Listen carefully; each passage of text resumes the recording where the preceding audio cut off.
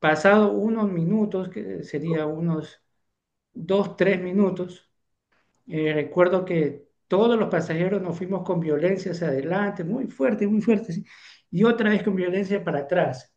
De alguna u otra forma pareciera, o estoy seguro que el universo quiere que al cumplirse 50 años, este 20 de enero ya del próximo año 2026, hagamos un justo reconocimiento a quienes se fueron y quienes se quedaron aquí cumpliendo Estaba una contando, misión.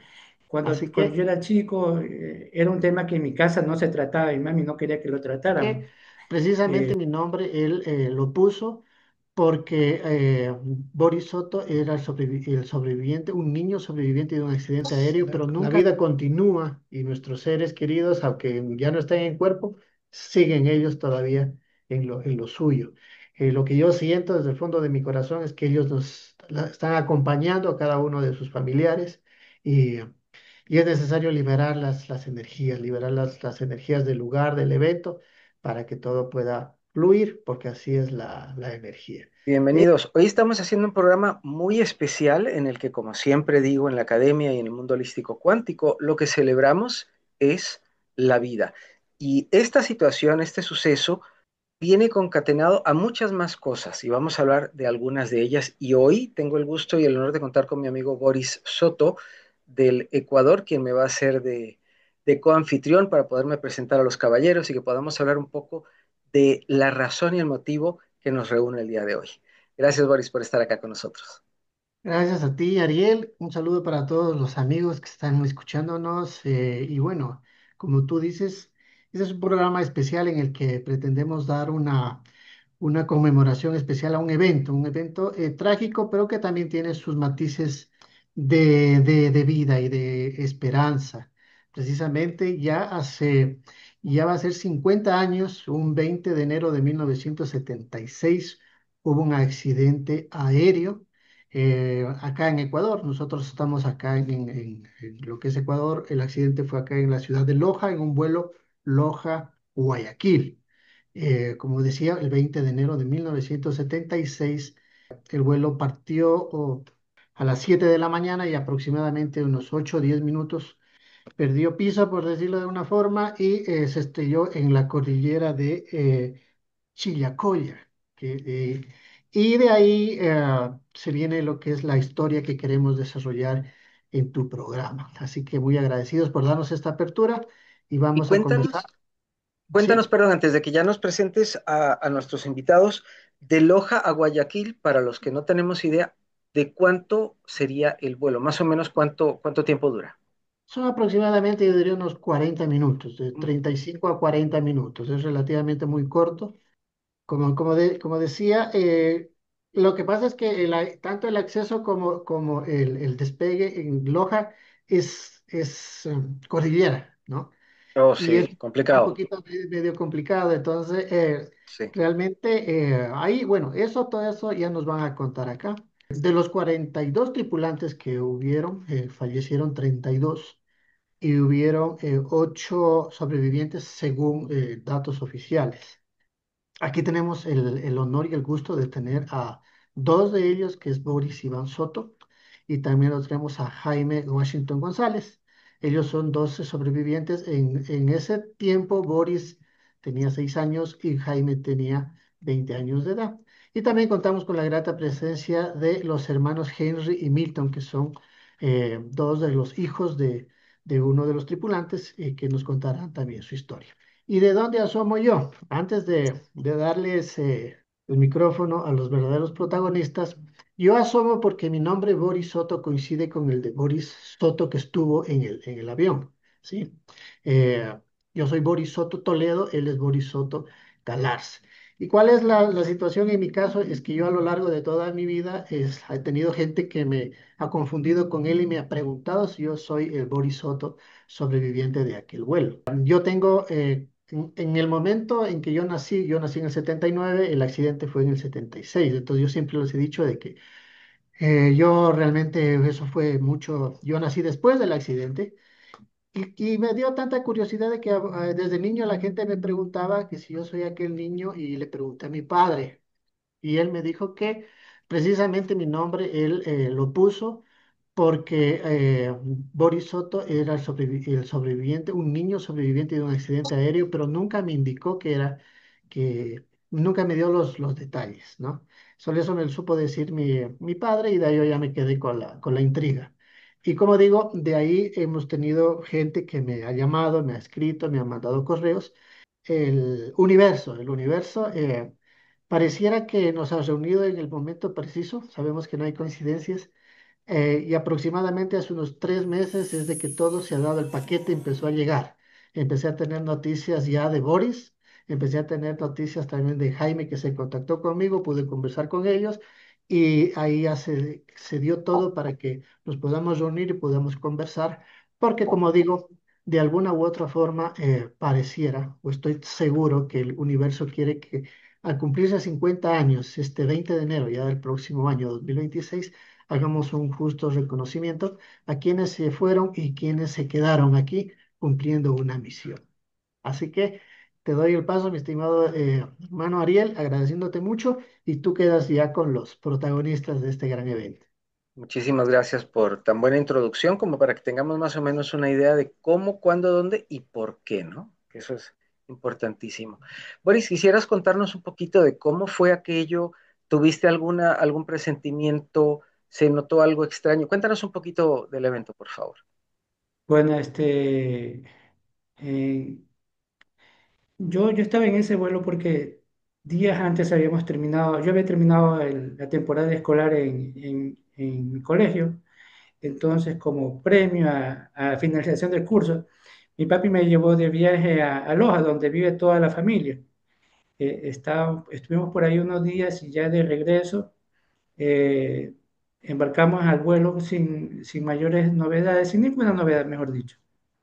Recuerdo que estábamos volando, había mucha turbulencia. Y yo me asusté, pero mi papi me decía, tranquilo, que es normal, las turbulencias siempre hay en este tipo de vuelo porque es un trayecto muy difícil, es la salida de Loja. Entonces, llegado un momento, el avión cayó en un vacío muy fuerte y entonces yo me asusté más de la cuenta. Parece que la gente también se asustó y pasado unos minutos, que sería unos 2, 3 minutos, recuerdo que todos los pasajeros nos fuimos con violencia hacia adelante, muy fuerte, ¿sí? Y otra vez con violencia para atrás, y otra vez para adelante. Y después de ese suceso, eh, yo me encontraba en medio de las latas del avión. Eh, eh, Pienso yo, creo yo que nunca perdí el conocimiento. Para mí siempre estos recuerdos, lo digo yo como que si los estuviera viviendo el día de ayer, los tengo muy presentes en mí. Eh, eh, Que es algo vívido que te Después de acompaña estar, permanentemente. Claro, te escuchamos. sí, me acompaña permanentemente. Voy a saltar un poquito de la historia que estaba contando.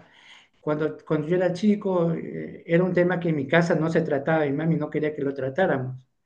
Eh, eh, Le causaba mucha pena, ella mucho dolor y pensaba pues que yo iba a crecer con un trauma y no me iba a poder desarrollar bien en mi vida. Entonces era un tema que se evitaba. Bueno, volviendo a lo del accidente, yo me encontré en medio de las latas del avión Mm. y empecé a escuchar a gente que se quejaba.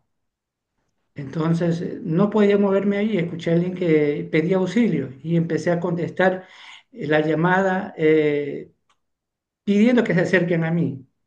Me decían, no, ven tú para acá. Yo le decía, yo no puedo, estoy atrapado. Tenía una pierna atrapada en la lata, tenía una lata incrustada en la pierna. Mm. Entonces no podía salirme de allí. Pero la persona me seguía llamando a la distancia. Entonces yo, al pasar de los minutos, me di cuenta que nadie se iba a acercar a ayudarme. Entonces traté de ver cómo salía. Eh, Creo que movía algo debajo de mi pie, pude sacar la pierna, me quedó con un hueco, pero empecé a caminar así. Empecé a salir de las latas del avión y lo que había a la derecha, a mi lado derecha, era un pedazo de ala de avión. Encima había una señora una señora joven que estaba embarazada y le escuché agonizando. Eh, Había un abismo para mí entre donde yo estaba y el ala ese tramo del avión. Vi a la señora a distancia, no pude acercarme a la señora y yo continué hacia la persona que me estaba llamando. Yo calculo que la señora pues ya habrá fallecido en cosas de minutos, porque la señora ya estaba muy, muy débil. Igual seguí caminando hacia la persona que me llamaba y, y de lo que yo recuerdo era que tenía que caminar en puntillas, porque donde yo pasaba eran cadáveres desmembrados, eh, restos de personas, piernas, brazos por un lado, extremidades abiertas, eh, y empecé a caminar en puntillas, loma hacia arriba, hasta que llegué a donde la persona que yo escuchaba que me estaba llamando era, eh, era el arquitecto Ventimilla. Pues después me enteré que era, quién era, ¿no? En ese momento era un joven, pues que creo que todavía era estudiante, trabajaba en IETEL, en el antiguo IETEL, y entonces él estaba con dificultades para respirar y me decía, ayúdame porque no puedo respirar, me estoy asfixiando. Yo le decía, pero ¿qué hago? Me decía, ayúdame a levantar la cabeza. Bueno, yo estaba en ese momento, estaba herido y era un niño. Se me dificultaba cualquier tipo de ayuda, primero por mi condición de herido y luego por lo que no tenía las fuerzas necesarias para levantar a una persona ya adulta. Entonces me dice, empieza, ponme esponjas, tráeme algo para que me levante la cabeza. Y empecé a buscar por un lado, por otro lado, hasta que le llevé algunas cosas que le pudieron poner la cabeza, creo que en dirección de la columna, ahora enderezarle de alguna manera, alinearle la columna con la cabeza. Y entonces este joven en ese entonces pudo respirar y, y con él me quedé sentado haciéndonos compañía mutuamente. O sea, en el trayecto empecé a escuchar voces de otras personas que también pedían ayuda, más arriba. Decían, ven, acá estoy. Yo mm, intenté subir, pero no pude hacerlo. Era una loma muy, muy empinada y yo trataba de subir y me resbalaba, no pude llegar. Después de un rato ya dejé de escuchar también las voces. Mientras yo estaba con este señor Ventimilla, José Ventimilla, yo viajaba con mi papi en el avión, yo no lo encontraba, yo hacía el intento por salir por un lado, por otro lado, a tratar de encontrarlo. Tenía la idea pues que ya yo veía todo ese desastre, yo pensaba que no lo iba a encontrar vivo, pero mi intención era encontrar, por lo menos estar allí y encontrar a mi papá, pero no pasó y yo lo seguía buscando. Y habré salido unas 6, 8 veces, pero cada intento que yo hacía de llegar a cualquier lado era muertos despedazados por todos lados, lo que me impedía llegar al sitio. Luego empezó a oscurecer, llovía constantemente, empecé a escuchar conversaciones ya de otras personas. La verdad es que sinceramente ya que conversaban no me acuerdo, pero seguramente era cómo salir del lugar, cómo hacer para que nos encuentren. Se hizo noche y seguía lloviendo. Eh, Parecía que en la parte de arriba pasaba una carretera, nos pareció ver que un carro se movilizaba por ahí, llamamos, pero nadie nos escuchó para nada. Así llegó la noche y al día siguiente muy de mañanita, muy de mañana, nos despertamos al menos yo me desperté con el sonido de un avión o con el llamado de atención de un avión que pasaba, una avioneta que pasaba muy, muy alto. Entonces todos nos enderezamos para hacer señales, para llamar a esta avioneta, pero la avioneta pasaba muy alto, ¿no? Siguió de largo. Minutos después la misma Claro. avioneta pasó ya, pero en sentido contrario, mucho más bajo. Entonces entendimos pues que ya tal vez nos habían visto y, ¿Era y una volvimos avioneta a de gritar rescate? sí, ajá, volvimos a gritar para que nos vean. Pero la avioneta siguió de largo. Pasaron unos minutos y ya la avioneta ya pasó otra vez en sentido contrario, pero ya venía seguida de helicópteros del ejército. Entonces ahí, bueno, pues sentimos que ya llegaba la ayuda y que solo era cuestión de resistir hasta que nos lleven a algún sitio seguro. O sea, Es un poco imagínense, resumido, como digo, tengo muchas claro, ideas, muchos recuerdos, pero te estoy contando un poco resumido algo de lo que viví yo. claro, ¿no? Y un evento que de verdad te agradecemos, perdón, que nos lo relates porque es muy fuerte. Tenías 6 años y recuerdo lo que nos había comentado Boris. O sea, igual, aunque se tuvieran 10 o 15, son eventos que marcan para toda la vida sumamente fuertes. ¿Cómo hacía? Mientras fue de día, no pude dormir. A cada rato yo me movilizaba para algún lado, buscando algo que nos pudiera servir para, para sobrevivir, para comer. Me moví atendiendo algún llamado de alguno de los sobrevivientes y buscando a mi papá. Más en la noche, cuando empezó a llover, en algún momento dejó de llover y fue cuando ya pude conciliar el sueño, hasta ahí, hasta el día, no sé, ignoro la hora, pues no sé, Claro. hasta el día siguiente. No sé Estaban cuánto habré además dormido. en temporada de lluvias fuertes. Eran lluvias entre fuertes, llovía, dejaba de llover, llovía, dejaba de llover. Y Fuerte todo el evento, ¿no? considerando que la cordillera, el clima frío, pues la verdad es que no eran muy buenas las Claro, condiciones en las que estábamos. claro, unas condiciones climáticas ni para qué. Y Jaime, me encantaría, gracias, Boris. Ahorita volvemos, regresamos contigo. Boris Soto, si quieres hacer alguna pregunta a alguno de ellos, por favor, me lo haces saber. Mira, sí quería hacer un comentario. Por favor. Eh, ¿Por qué tal la insistencia, como te decía, de encontrarle a Boris? Porque a lo largo vuelta de mi vida tenía muchas personas que le querían encontrar. Porque Boris resulta, él no lo recuerda, ¿no? Y tal vez eh, sea su modestia la que no le permite decirlo, pero él es considerado un héroe en el vuelo de TAR, Claro, claro, porque él fue un niño, mira, imagínate el escenario, un niño de 6 años en medio de toda la circunstancia, en medio de los cadáveres, como él mismo lo narra, él trató de ayudar a los sobrevivientes, les trató de ayudar en lo que él humanamente podía. Y quienes lo recuerdan a él lo tienen como un héroe por la valentía que él demostró a esa edad. Hay un lindo claro. poema que se le dedicó a él, y que te lo acabo de pasar para que después tú lo puedas compartir, en donde también se le agradece Gracias. un poema por el Día del Niño a él por lo que hizo. Y precisamente quien nos va a corroborar eso va a ser Jaime. Jaime, él, cuando sucedió esto, él tenía 20 años en el accidente y precisamente Jaime era una de las personas que se comunicó conmigo y que quería saber si yo soy el Boris y después encontrarlo al Boris para poderle agradecer y darle un abrazo a la distancia por todo lo que hizo por él. Así que le vamos a dar, si te parece, la voz a Jaime para que él nos cuente su historia. Por favor. Y adelante, Jaime.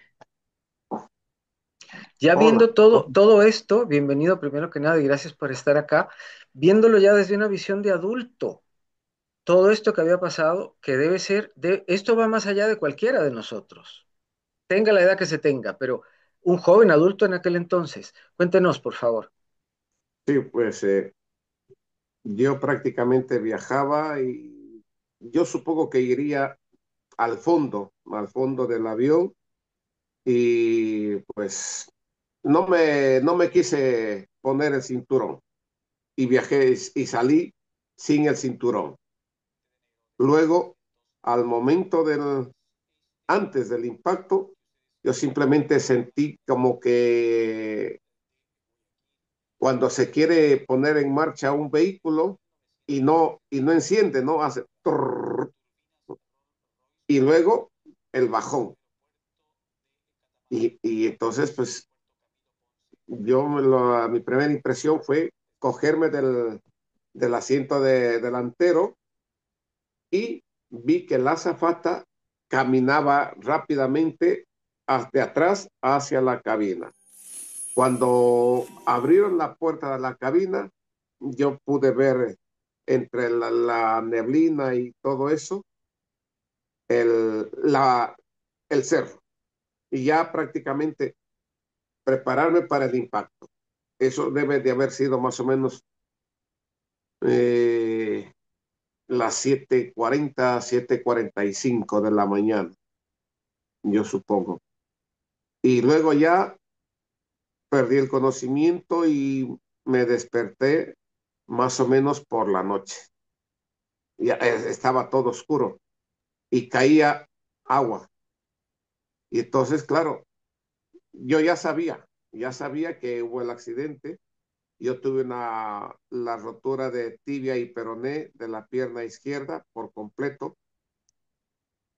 Y claro, no, y aparte tuve un golpe también en la cabeza, más o menos por el frontal al lado derecho y en la cervical. Entonces, yo no, primero que no podía pararme, segundo no podía alzar la cabeza para ver hacia el frente, entonces yo de lado y iba como el cangrejo, marcha atrás siempre, caminando lo poco que caminé.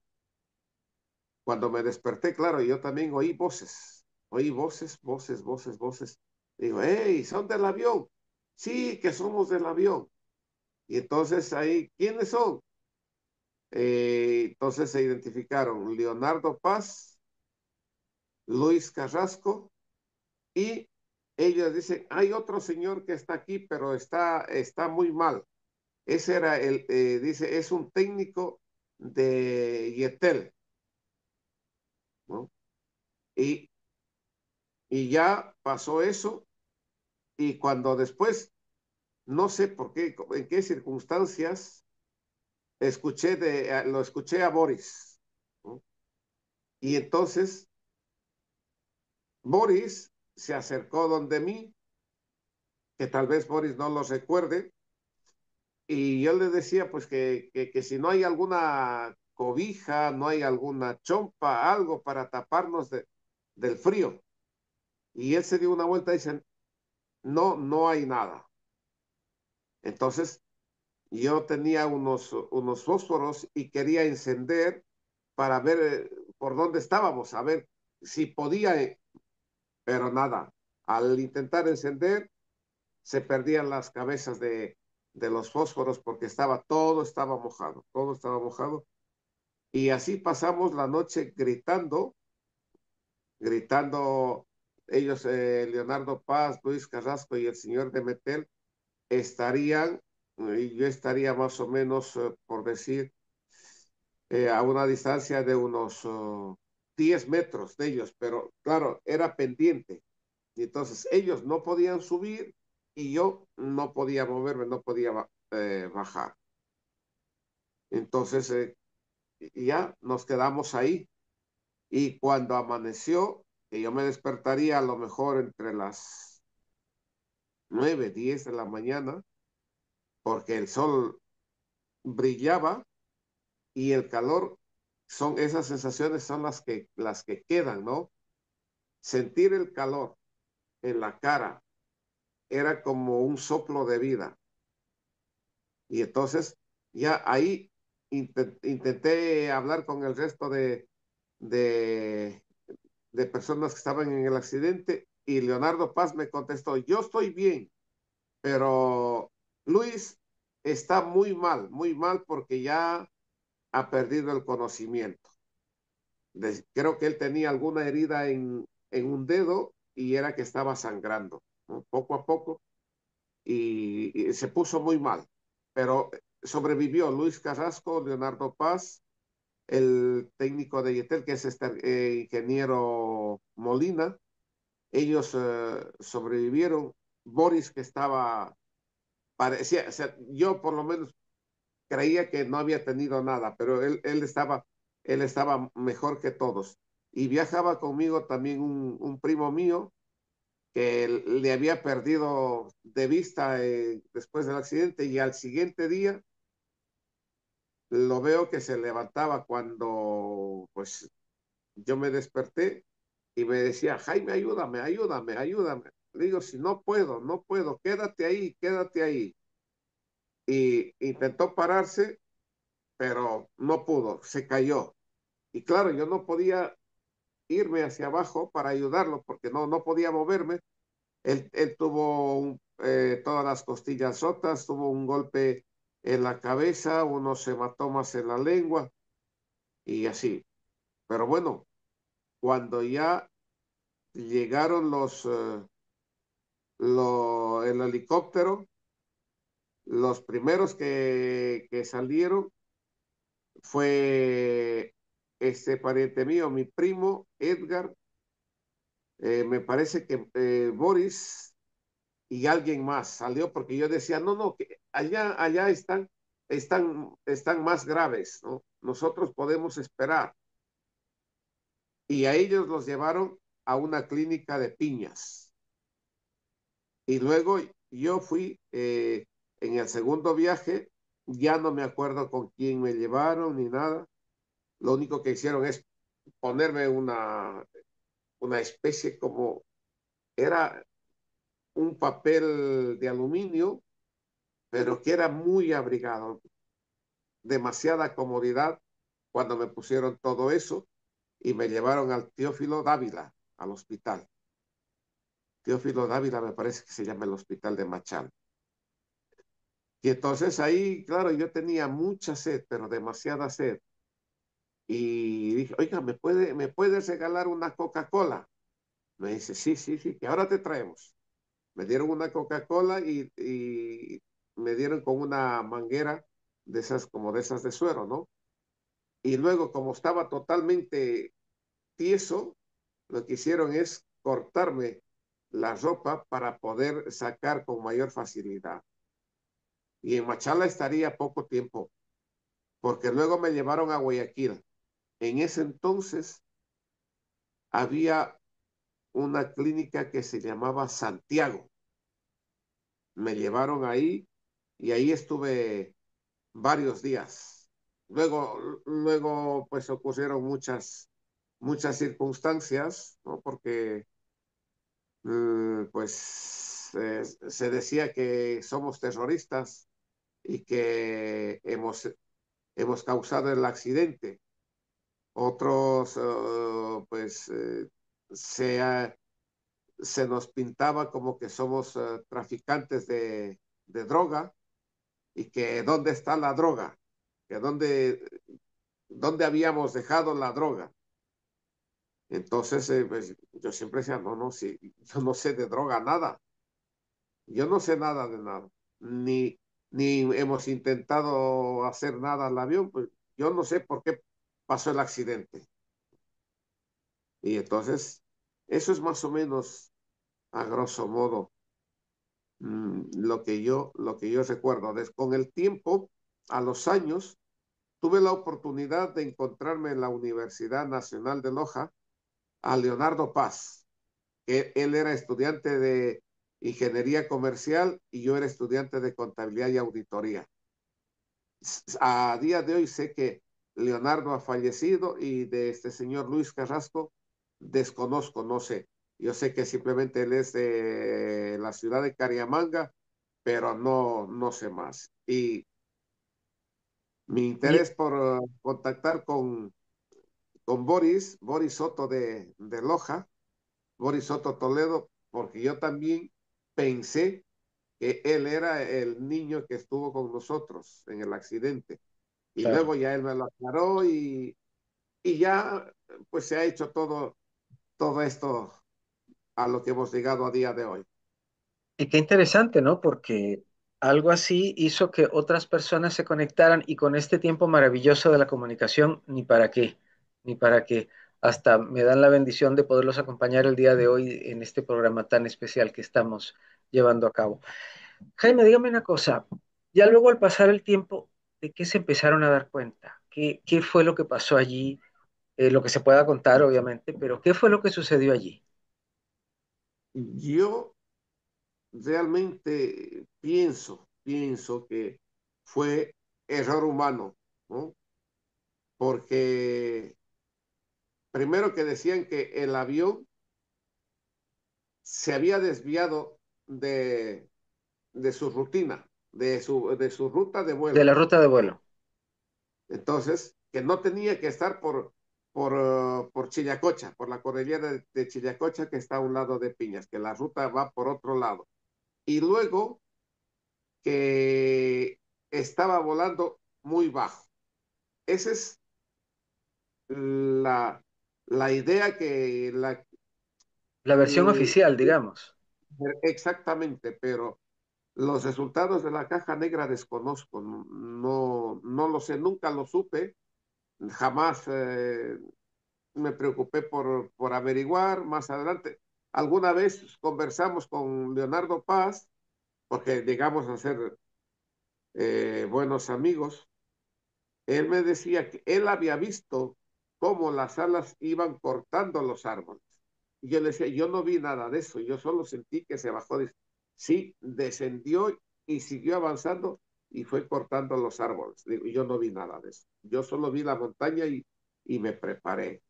Y de ese accidente, Leonardo Paz perdió el gusto y el olfato. Decía que él no siente absolutamente nada, que no Vaya, sabe si está dulce o salado, si los olores no percibía nada. Entonces, vaya. yo, dando gracias a Dios, me he recuperado bien, tuve algún inconveniente porque se me quería, se me quería vincular al casi como al secuestro y Wow. provocar el accidente del avión cuando me llevaron a la clínica Santiago de Guayaquil, que me hicieron ahí, creo que llamaban reducción, ¿no? Es decir, es poner, enyesar la pierna y dejarla inmóvil. Entonces, cuando yo me desperté en mi habitación en la clínica Santiago, yo quiero estar seguro que se llamaba la clínica Santiago, ¿no? No lo sé. A día de hoy, si es que nunca he preguntado a alguien si existió o no esa clínica hace 50 años. Yo estaba en tercero, cuarto, quinto piso estaría, pero estaba custodiado por 5 elementos de las fuerzas Vaya, militares. Así, vaya, vaya, vaya. encañonado. Menuda cosa. Bueno, ¿Sí? más que Y, contar de esta experiencia, ¿sí? sí, sí, y había un individuo que trabajaba en ese entonces era el Servicio de Investigación Criminal, un cabo Luna, que era lojano, ¿no? Porque a los días me sacaron de la clínica y me llevaron detenido. Vaya. Y entonces este individuo me decía, pero dime, ¿dónde dejaste la cocaína? Y las joyas. ¿Y quién más? Pues cuéntame, yo te ayudo porque somos paisanos. Digo, pero ¿qué le cuento? Yo no sé nada, yo no sé ni de droga, ni de joyas, ni de nada. Yo no sé nada. Dice, es que si no te van a tener aquí más tiempo. Le digo, pues si me tienen que tener, ¿qué vamos a hacer? ¿No? Y ahí estuve detenido. Y de esas cosas, en el momento que estuve detenido e incomunicado, tuve la oportunidad de conocer a un individuo que era estudiante había estado hasta segundo año de Derecho, y me contaba que decía que él sí que fue el primer secuestrador del Ecuador. Era un hombre muy alto y fornido. Y lo conocí a otro señor de apellido Macías, que le decían el hombre rata. El rata porque se había metido a los bancos alguna vez haciendo túneles. Y le contaba a Boris Soto Toledo. Le digo, mira cómo es la policía de corrupta. A este individuo lo sacaban a las 10 de la noche para que vaya a robar por Guayaquil, y a las 2 3 de la mañana regresaba al calabozo. Y regresaba llevándonos, obviamente era muy solidario porque nos llevaba comida para el otro señor que nunca me acuerdo me acordé el nombre ni el apellido. Una tacina de comida para él y otra tacina de comida para mí. O sea, de las cosas que me acuerdo, ¿no? Me han pasado muchos años y Claro. pues no, gracias a Dios que no sigo volando aún, que a veces tengo que he regresado a mi país, por aquí, por Europa también, pero Y no la ha pregunta pasado. sería, ¿no ha pasado nada más y que no pase más? Ya esa experiencia yo diría que fue más que suficiente sin duda, quiera Dios. ¿Quiere Yo decir que en tuve, algunos momentos hubo más secuestros de aviones en el Ecuador? Ariel, perdón, permíteme. Cuéntanos, cuéntanos. Mira, te voy a contar. Para poner un poquito más de contexto junto a lo que nos acaba de narrar Jaime. Sucede que en la década de los 60 y los 70 acá en Ecuador fueron muy pesadas, muy densas. De hecho, estábamos pasando una dictadura militar. Eh, Muy denso porque pasó muchas cosas. Y dentro de tu historia también hay sus, como decía, sus matices místicos. Fíjate que, como te contaba, mi papá, él supongo que había oído. Mi papá era un buen lector, ¿no? Mi papá era docente, era lector, le gustaba leer mucho, a tal punto que de algún lado de esta historia sacó para ponerme el mismo nombre, como lo acabo de contar. Y yo también de chiquillo me acuerdo que siempre rebuscaba entre sus libros, porque también buscaba de todo para leer, y yo en algún momento de mi niñez pasé por este libro de aquí. Y la parte ¿qué mística, libro es? por decirlo de algún modo, ¿Cómo se llama? pasaje de ida, ¿ya? Ah, Mira, la parte bonita de esto es de que yo, como digo, hace como 3, 4 meses es que el universo está como confabulándose para que se den estos eventos.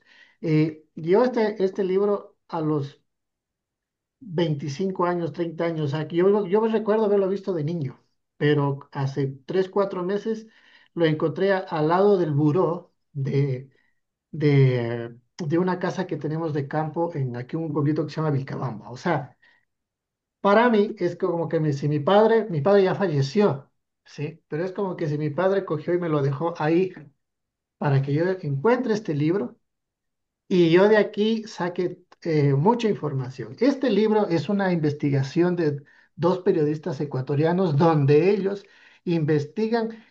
Hubieron en ese tiempo, en el mismo, de hecho, el mismo año de 1976, hubo otro avión de la misma aerolínea de TAME que se accidentó.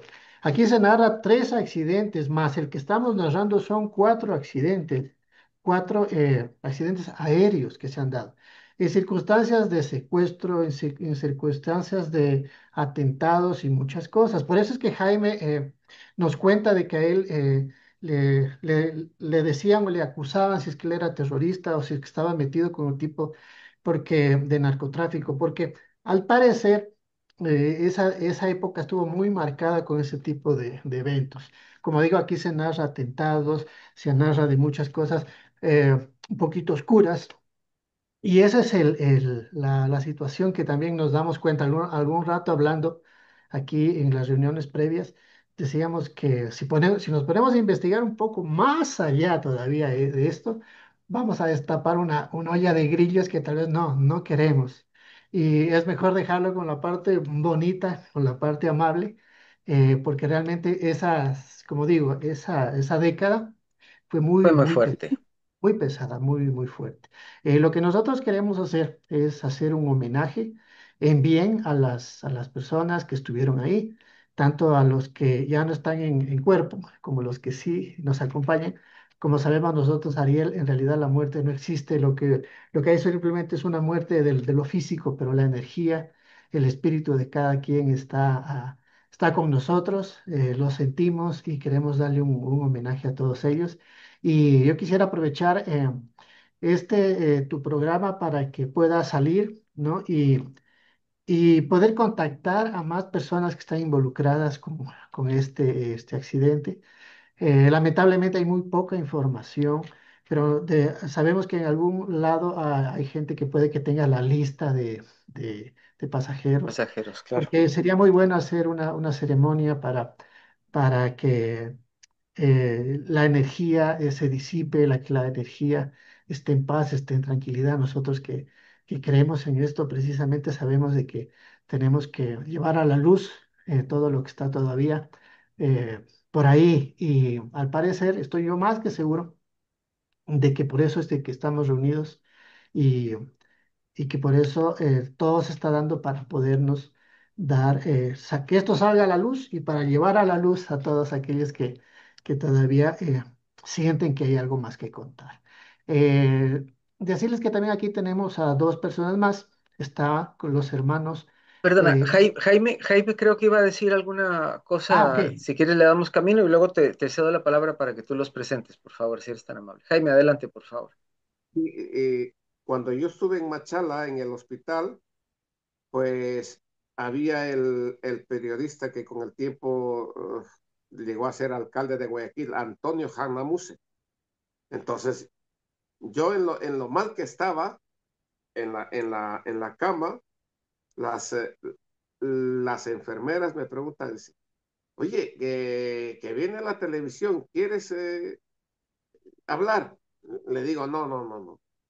Entonces, Antonio Hanamuse dice, soy Antonio Hanamuse de Canal 5. Y le digo, bueno, pase. Y de lo que me acuerdo, que me preguntó algo, ¿qué es, como que es la vida? Entonces, de lo que yo me acuerdo, dije, la vida es un precioso regalo, digna y buena de vivirse. Y ya perdí el conocimiento porque ya después me recordé cuando ya estaba viajando a Guayaquil, que como anécdota, el primer intento de aterrizaje no se abrió el El tren. tren de aterrizaje. Uy, uy, uy, uy, uy. Sí, Ya sí, iban ustedes curados de susto, pero siempre eso inquieta mucho, ¿no? Qué sí, sí, sí. cosas. Boris Soto Toledo, si eres tan amable. Gracias, Jaime. Les comentaba que también tenemos aquí en sala a los hermanos, a Henry y Milton. Eh, Ellos son hijos me parece, del señor Edgar Maldonado, quien también estuvo en el vuelo. Y también les vamos a pedir que nos narren su parte. Lamentablemente su padre no falleció en este accidente y quisiéramos que sean tan amables de contarnos vuelta su historia. Adelante, Henry. Muy buenas noches, estimados amigos. Qué placer saludarles. Eh, Se me vienen a la cabeza tantas cosas y con lo que escucho se me entrecorta la voz. Bueno, yo básicamente lo que les puedo contar es, mi padre es Enrique Honorio Maldonado Granda. Yo tenía 5 años de edad. Yo lo que me acuerdo es de que previo al vuelo, mi padre tuvo un accidente. eh, lo arrolla una bicicleta que iban una pareja de el hijo con la mamá llevándolo. Y lo arrollan porque él fue militar y él se estaba yendo al cuartel, al trabajo. Entonces, producto de eso, les rompen la pierna eh, y en la operación le introducen un clavo que casualmente se iba en el vuelo, hacerse sacar el clavo en el hospital. Entonces, yo lo que me acuerdo, lo que me recuerdo es de que yo lo veía a mi padre, que él caminaba entre muletas y ya el día anterior me parece que habrá sido, él se despedía de nosotros, de los hijos, y nos contaba que se iba a hacer curar y nos daba la bendición. Eh, de allí, al otro día yo regresaba de la escuela en la escuela Lauro de Mervala Llora, que queda en el barrio La Tebaida, en la ciudad de Loja, y yo llegué a la casa y había mucha gente. Habían militares, habían policías. En ese tiempo habían los patrulleros antiguos de la policía y en mi casa había mucha gente, entonces yo no sabía absolutamente qué pasaba.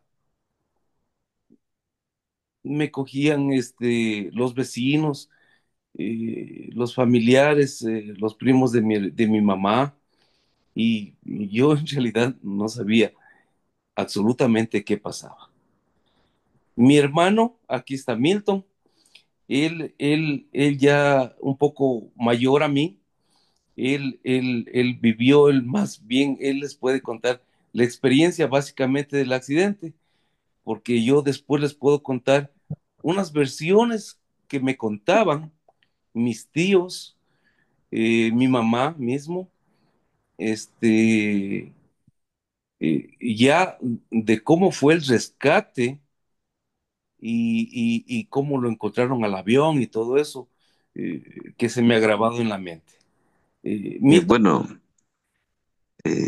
realmente volver a recordar bien, bien indicado aquello, es volver a vivir. Entonces, algo parecido con lo que cuenta Henry, realmente sucedió, volvíamos de la escuela con mis amigos, entonces había mucha gente ahí reunida y mucha gente desesperaba, otros gritaban, llegaban carros, otros salían, etcétera, etcétera.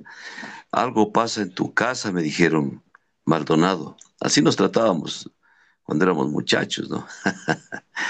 Y entonces, no, pues totalmente ignorante de lo que sucedía. Mientras llegué, vi a mi mamá desesperada. Los tíos también estaban muy preocupados por querer saber noticias.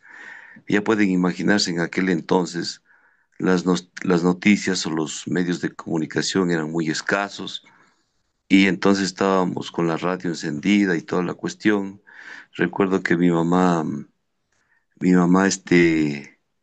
se desmayó por algunas oportunidades. Un tío mío, hermano mayor de mi mamá, la asistía porque, bueno, como digo, se desmayó por algunas oportunidades y como él sabía de medicina, era enfermero, me acuerdo esto como anécdota, me pidió que fuera a la cocina a hervir una jeringa para inyectarla, pues me imagino, ¿no?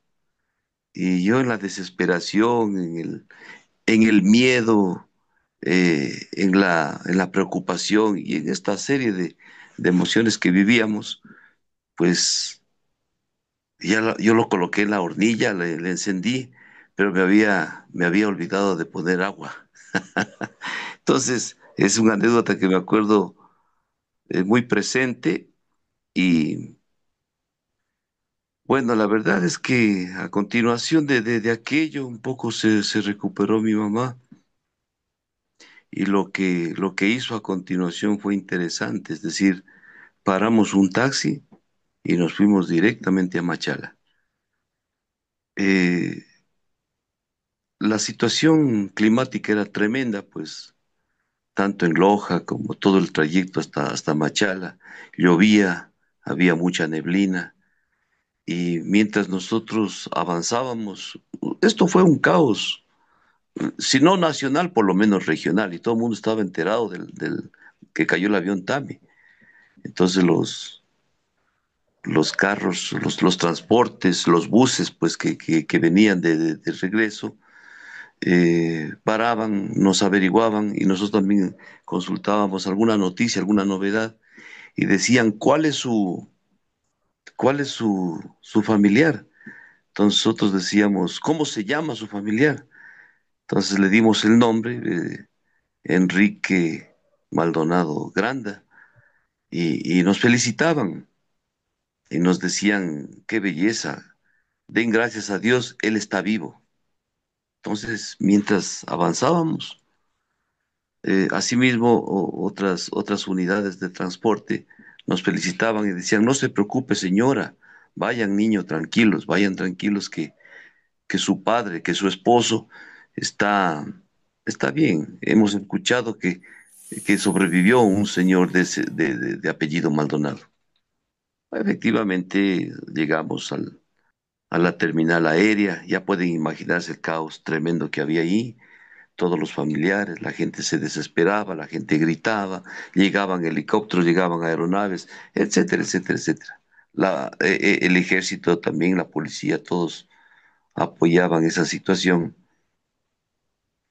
Y bueno, resulta como otra anécdota saber, y con esto termino, que en ese vuelo iban tres señores de apellido Maldonado y mi padre fue el único que murió.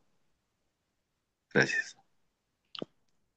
Muchísimas gracias por contarnos su parte del relato. Es impresionante, ¿no? Ver cómo es un solo evento y tantas cosas que suceden alrededor y como también cada persona y cada familia, por supuesto, lo vive. Boris, ¿quieres comentarnos algo? ¿Quieres hacer alguna pregunta? No, precisamente que tenemos el dato que he podido investigar también con los relatos de Jaime. Es que el sobreviviente era Edgar Maldonado. Recordemos que en lista hubieron 42 pasajeros, ¿sí? Eh, 34 fallecieron y 8 sobrevivieron. Tenemos nosotros que los sobrevivientes estuvo el señor José Vintimilla, Leonardo Paz, Luis Carrasco, Jaime González, Edgar Maldonado y Boris Soto. Pero como digo, entre más podríamos conversar, entre más podremos encontrar a personas, vamos a encontrar muchas cosas más. Por ejemplo, como decía, de los 42 tripulantes, 34 fallecieron, 8 oficialmente sobrevivieron. Tenemos el contacto de 6, no sabemos cuáles son los otros dos. Así que precisamente este tipo de programas que es para que podamos encontrar a más personas que están involucradas en este accidente del 20 de enero de 1976 de, de lo que es el TAME en el vuelo Loja-Guayaquil, ¿sí? Jaime, él tiene muchos datos. Él habla, por ejemplo, también de que él, dentro de la tripulación, él está seguro que hubieron más de 42 personas, ¿sí? Pero como digo, ya va a cumplir 50 años y es muy difícil recopilar esta información. Lo que queremos es encontrar historias y claro, sería increíble que un verdadero equipo de periodismo, si quisiera hacer esto una gran investigación, lo haga. Como digo, este es un libro, un gran aporte y precisamente uno de los periodistas es Rubén Soto Gutiérrez. El apellido Soto es bien, en esta historia marca un gran precedente y Mauricio Maldonado Muñoz que junto al doctor Silvio Heller son los que investigan esto. Y Boris, disculpa, se habla ¿dónde puedo mucho, ¿sí? encontrar un ejemplar? Oye, voy a tratar yo de conseguir, pero como te digo, este libro ya tiene más de 30 años, 35 años, ¿sí? Voy a tratar de conseguir y averiguar acerca de estos periodistas.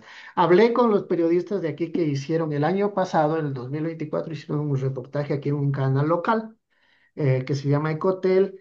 Me comuniqué con el dueño del canal y bueno, lamentablemente supongo que por su agenda quedó en entrevistarse conmigo y no lo ha hecho hasta ahora. Voy a tratar de insistirle porque ellos como verdaderos periodistas y como teniendo un verdadero canal y una metodología de investigación, estoy seguro que podrían llegar a mucho más al fondo. Lo nuestro es, como digo, hasta el 20 de enero, que estamos hoy 2 de diciembre, ya que nos queda un poquito más de un mes, el poder encontrar más gente involucrada, si es posible encontrar la lista de pasajeros para poder hacer un homenaje póstumo a quienes ya no están con nosotros, y para que esta historia no quede debajo del tapete, ¿no? Eso es el interés de cada uno de nosotros. Sí, como dato adicional, Boris y amigos, se decía que era uno de los aviones más nuevos que llegó al país. Era un Fokker que no creo que no tenía más allá de 10 años de fabricado.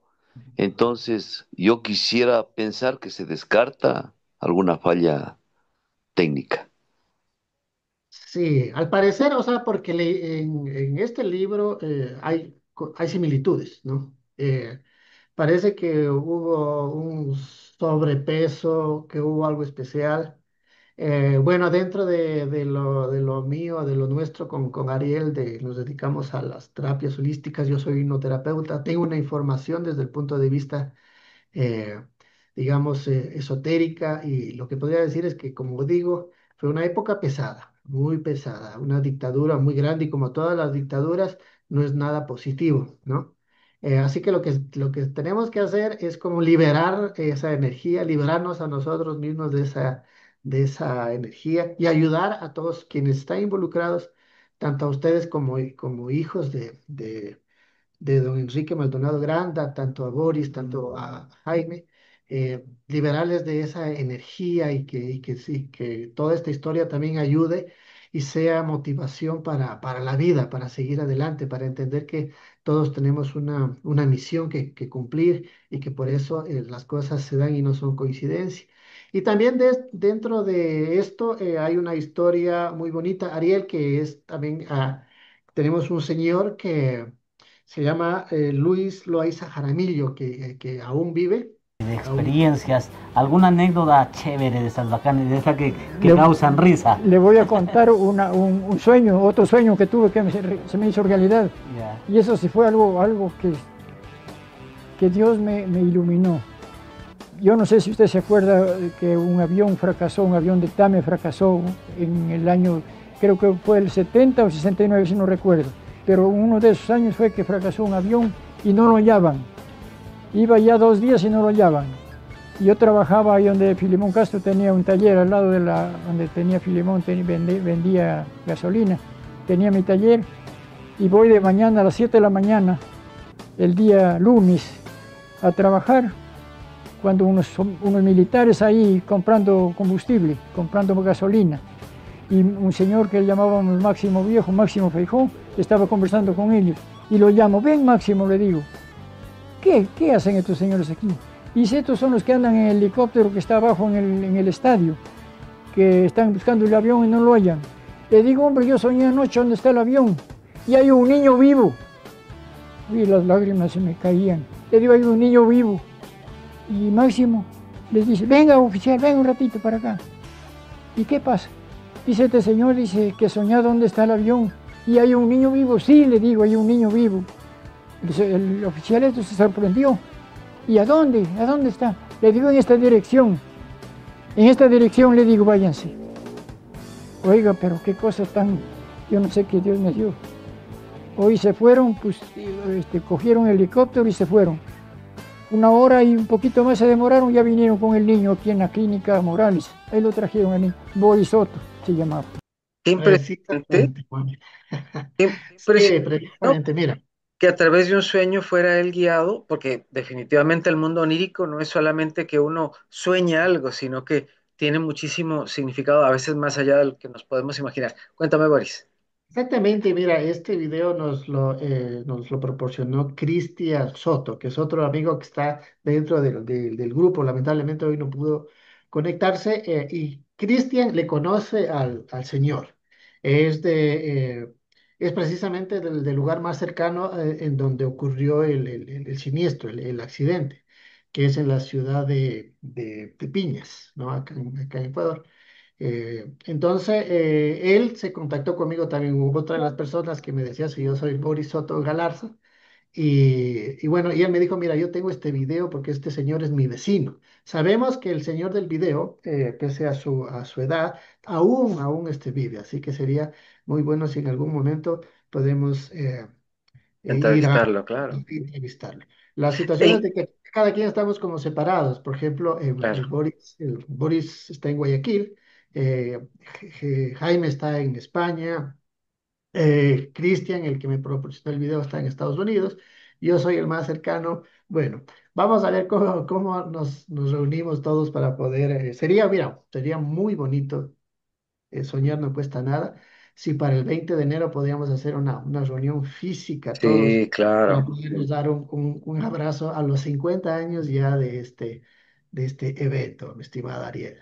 Y algo muy interesante también, poder hablar con él y que él nos pudiera relatar qué otros sueños ha tenido, porque normalmente quienes tenemos sueños no tenemos uno o dos a veces, sino soñamos con cierta recurrencia, también sería importantísimo.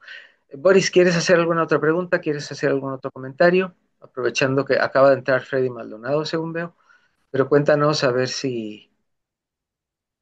No, de mi parte, no hay mucho más que aportar, salvo, no sé, Sí, Freddy, no sé qué nos tenga que decir o si se conecta, realmente como no se puede abrir la cámara. no le conozco, Freddy, no le conocemos. Pues Iván, me gustaría Ah, preguntarte debe quién ser era pariente Bueno, de... la ¿sabes qué? pregunta, Permíteme presentarlo. por Es mi favor. hermano menor. Él quedó de 3 meses de edad cuando papá falleció. Ah, muy bien. Mucho Hola, gusto, Freddy. buenas Bienvenido. noches. Muy Muy buena bien. noche. ¿Quieres Bueno, Gabriel, relatarnos algo? ¿Quisieras contarnos algo? Hasta que mi hermano se prepare, yo quisiera Hola, buenas noches. felicitar la iniciativa que tienen, queridos amigos. Me parece regio y necesario realizar un homenaje póstumo, a lo mejor una misa campal, en donde podamos encontrarnos la mayor parte de personas que fuimos perjudicados, si vale el término, de toda esta tragedia. Muchas gracias. Claro que sí, muchas gracias. Freddy, te escuchamos. Hola, buenas noches. ¿Cómo les va? Espero que me estén escuchando. Bueno, primero que nada, me disculpo por haber ingresado a la sesión un poco tarde. No me percaté de la invitación, pero acabé de leer el mensaje, pues sí, con mucho gusto. Me alegro. Gracias por esta iniciativa. A quienes están atrás de estas indagaciones, de esta investigación, se les felicita. Bueno, yo no puedo argumentar mayor cosa, puesto que eh, de los 5 hermanos, yo soy el último. Yo quedé de 3 meses cuando murió papá. Entonces, yo solamente he escuchado reseñas históricas de mi mamacita, de los tíos, del canal aquí local en Loja. Este, hace unos 2 años el periodista hizo una investigación y pues dio a conocer fotografías y, y la reseña nuevamente a los 48 años. Así que bueno, yo quedé de 3 meses, recién cumplí los 50 añitos, así que papá también para el 20 de enero son la misma edad que cumple de su deceso. Entonces, pues para mí siempre será un placer escuchar de quienes están atrás de esta investigación, vuelvo y recalco, así que siempre es importante conocer algo más de esa historia, de ese día, de ese fatal día para todas estas familias. Claro que sí, muchísimas gracias por acompañarnos, Freddy. Boris Iván, quisiera preguntarte, digamos, lo que te quise preguntar hace un rato, trataba de, después de este evento, gracias a Dios, los encontraron pronto, que hay otros accidentes donde ha sido bastante más complicado encontrarlos y más complejo el tema.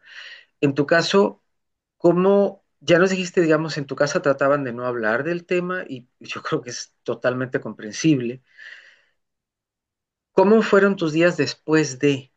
¿Cómo transcurrieron tus días después de? ¿Cómo hacías para dormir? Porque para cualquier ser humano, yo creo que nunca estamos preparados para algo así.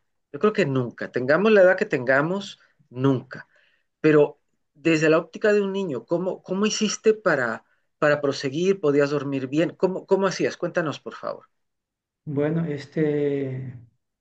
estaba escuchando algunos de los comentarios, todos los comentarios que hicieron aquí los participantes, y, y veo que en el lado de Loja, los que viven en Loja, han tenido, pues, de alguna manera, han compartido este accidente en el transcurso de los años. Eh, yo aquí en Guayaquil, en cambio, pues el tema no se tocaba y entonces yo pensé que para nadie existía este asunto del accidente del 20 de enero. Para mí es una fecha pues que es muy triste. Yo cada vez que recuerdo este accidente, eh, lo primero que se me vienen los sentimientos como que estuviera en el momento, en el avión, y lo primero que hago es extrañar a mi papá. En ese sentido, entiendo a los hijos a los señores Maldonado que están aquí presentes, me identifico con el dolor de ellos. Incluso nosotros somos tres hermanos. La última de mis hermanas, soy el mayor. Mi hermana que me sigue tiene 5 años, igual que uno de los participantes de aquí tenía en ese momento. Y la última de mis hermanas ni siquiera conoció a mi papá, porque mi mamá quedó embarazada y no pudo mi hermana cuando nació, mi papá ya había fallecido unos meses antes. Bueno, quería contarle a Jaime que estaba preguntando por la Clínica Santiago. La clínica como clínica no existe ya, el edificio sí existe. Entonces, en mi paso todos los días por allí, todos los días que paso por ahí, me acuerdo, ahí está la Clínica Santiago, donde a mí también me trajeron y me estuvieron hospitalizados unos 4 días. Ahora, con respecto a cómo fue mi vida después del accidente, eh, yo estaba en la escuela, pasaba a segundo grado, y mi paralelo estaba en primer piso alto. Entonces, yo tenía miedo de subir las escaleras. Yo no podía subir las escaleras y me ayudaban a subir del lado de la pared, porque el otro lado era donde se veían las otras escaleras del otro piso. Entonces, yo tenía miedo cualquier altura mínima a subir. Bueno, en ese entonces, pues yo creo que los psicólogos no habrán sido muy populares, pero mi mami tenía alguna manera de tratar de sacarme de, de esa situación que yo me encontraba. Entonces, cuando venían los juegos mecánicos, mi madre me hacía embarcar en los juegos mecánicos. Me acuerdo en las tacitas, en qué sería, en juegos mecánicos sencillos. Pero para mí eso era la muerte. Entrar y sentir esa sensación de un vacío, igual que el que había sentido en el avión. Tras eso el tiempo transcurrió y aparentemente pues eh, mi papá me hacía falta, con el transcurso de los años cada vez me hacía más falta, y más falta a un joven, a un niño que se le presenta muy duro los días del padre, y entonces celebran al papá, pues uno no tiene papá, pero más allá de eso, mi mami siempre me apoyó para que yo saliera adelante y tratara de superar ese evento traumático y me puso siempre a mi papi como ejemplo. Dice, tienen que ser ustedes como su papá, tienen que eh, superar a su papá. Difícil superar a mi papá. Me lo pusieron como la mejor persona del mundo. Entonces, de todas maneras, yo en el transcurso de la vida, yo eh, continué mi vida, tengo mi familia, tengo mis hijas. Eh, yo trabajo en una empresa, se llama Raham Elistén del Ecuador, es una multinacional y tiene una sucursal en Costa Rica. Entonces, cuando me dice que trabaja, que vive en Costa Rica, pues me acordé enseguida de la sucursal de mi empresa, de donde yo trabajo. Bueno, yo soy economista, tengo una maestría en administración de empresas y tengo un doctorado en economía también. Entonces, soy gerente de la empresa donde yo trabajo, gerente de la administración. Entonces yo he tratado de llevar una vida normal, eh, inspirada en el ejemplo que me dio mi mami acerca de mi papi. Mi papi fue doctor médico, entonces me decían, ustedes tienen que ser igual que su papá. Mami también era doctora, también fue médica. Entonces fueron ambos ejemplos.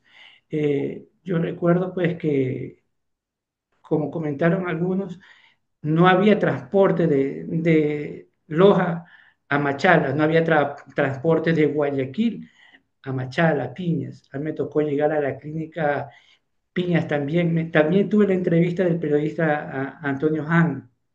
Pues como niño no pude decir mucho. Me dijeron, manda saludos a tu familia. En ese entonces había mucha desinformación. Eh, Mi familia aquí en Guayaquil le llamaban a decir, eh, el niño está bien, el papá está bien. Al rato llamaban a decir, el niño falleció, el papá está bien. Al rato le decían, los dos fallecieron. Entonces me identifico, me acordé de todas esas circunstancias que pasaron en mi familia cuando escuché aquí algunos de los comentarios de los participantes. Eh, Agradezco el, el tiempo que han dado para recordar este triste evento que marca tanto a los que participamos, que estuvimos involucrados, que no tuvimos elección, tuvimos que estar allí porque el destino, porque Dios nos puso allí, y están del otro lado las familias que también es un momento difícil para ellos, que no poder hacer más por su ser querido. Y por más que lo intentan, una es la desinformación y otra es la distancia, no poder estar ahí para darle la mano al hijo, al padre, al hermano. Y Gracias, gracias por la atención que nos han dado. no, gracias a ustedes por su tiempo y por venir a compartir una historia tan, tan sensible, tan fuerte, que a lo largo de los años, pues los recuerdos no se pueden borrar. Si normalmente no se borran cosas tan fuertes como las que ustedes vivieron, menos. Y bueno, ha sido parte de la vida de ustedes y han sabido ir sorteando cada uno de los eventos de su vida propiamente, ¿no? Boris Soto Toledo, ¿qué nos quieres comentar? Nada más, Ariel, yo creo que ya todo se ha dicho. Agradecer nada más, agradecerte a ti por darnos esta oportunidad, porque mediante este programa, como digo, la esperanza es de poder encontrar a más personas involucradas para poder el 20 de enero del 2026 para poder reunirnos de alguna manera y poder dar un homenaje póstumo, ¿no? A todos, a todos. Agradecerle a cada uno de los participantes, a Boris, a Jaime, y a los hermanos Maldonado. Son historias cargadas de mucha emotividad, mucha tristeza. A la final también se celebra la vida. Comparto totalmente lo que decías vos, Ariel, porque la vida continúa y nuestros seres queridos, aunque ya no estén en cuerpo, siguen ellos todavía en lo suyo.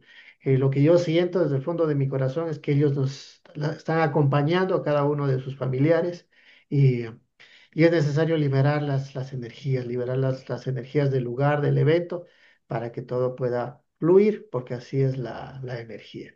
Esas son mis últimas palabras, Ariel, de agradecimiento a todos y la esperanza de que, como digo, más gente se sume a dar información y como dijo también Milton, sería buenísimo que un grupo de investigación, de periodismo, asuma esta investigación y pueda llegar mucho más al fondo. Alguien también que puede escribir un libro, a mí me gustaría escribir un libro de esto. Cuando tenga mucha más información, siento que lo tengo que hacer y precisamente esa es la motivación que yo tengo. Sin más, agradecerles, como digo, nuevamente a todos. Pasen una muy buena noche cada uno de ustedes. De mi parte, muchísimas gracias por Muchas todo. gracias. Muchas gracias. Bueno, ya saben, así que si ustedes conocen a alguien, porque las personas estamos en un lugar y luego nos vamos a otra. Ayer me encontré una amiga que tenía 10 años de no ver, se había casado, se fue para Italia, yo me desconecté con ella. Así que esté usted donde esté, si conoce a alguien, si sabe de alguien que tiene que ver con esto, vamos a dejar los números de teléfono aquí para que ustedes se puedan comunicar, para que quienes puedan y tengan a bien se puedan reunir. Lo que dice Boris es sumamente importante, poder hacer un cierre energético debido, creo que sería maravilloso para quienes estamos aquí y quienes ya no están como estamos nosotros. Así que sería algo parejo. Boris Soto Toledo, como siempre, mi hermano, un abrazo. Gracias por haber estado acá. A Boris Iván Soto Galarza, muchísimas gracias por habernos acompañado.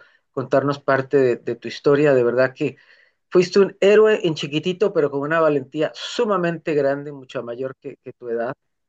Y de verdad que Dios te bendiga.